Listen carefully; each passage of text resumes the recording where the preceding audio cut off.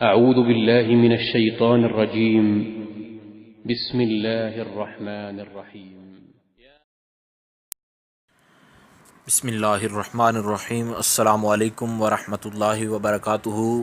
آج بات کریں گے خواب کے اندر دعا کرنے کے حوالے سے۔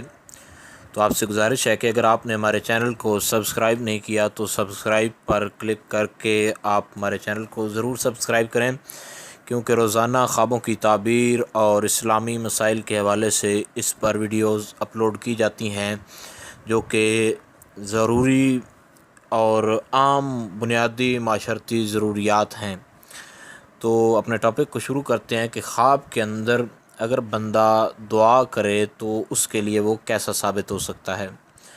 تو امام ابن سیرین اس بارے میں لکھتے ہیں کہ خواب میں جب بندہ دعا کرتا ہے تو اللہ تعالیٰ اس بندے کی یعنی جو بھی دعا کرتا ہے تو اس کی تعبیر یہ ہے کہ جو دعا کرتا ہے عن قریب اللہ تعالیٰ اس دعا کو پورا فرمائے گا، یعنی اس کی وہ مراد پوری ہو جائے گی۔ اور اگر دیکھے کہ اپنی ماں کے لیے دعا مانگی یا اس کے لیے بخشش چاہی تو یہ اس بات کی دلیل ہے کہ اس کا اپنا جو ہے خاتمہ ہے وہ ایمان پر ہوگا اور اس کی کوئی مراد جو ہے وہ پوری ہو جائے گی۔ ویسے بھی انسان جب ماں باپ کے لیے دعا کرتا ہے تو اللہ تعالیٰ بندے کو غنی کر دیتا ہے۔ ماں باپ کی بخشش کی دعا کرنا یا ویسے زندگی میں ان کے لیے دعا کرنا، رب ارحمہما کما ربیانی صغیرہ، یہ دعا کرنا، تو جب بھی ایسی دعا کی جائے تو اللہ تعالیٰ بندے کو دولت مند کر دیتا ہے۔ اور اگر دیکھے کہ کسی نیک انسان سے دعا کروائی ہے یا خود اس کے لیے خواب کے اندر دعا کی ہے تو یہ اس بات کی دلیل ہے کہ یہ کوئی ظلم جو ہے یعنی اس کے کام کے اندر جو خرابی ہے اس خرابی کو یہ چھوڑ دے گا۔ کوئی ظلم کرتا ہے تو وہ ظلم چھوڑ دے گا اور اچھے کام کی طرف یہ مائل ہو جائے گا۔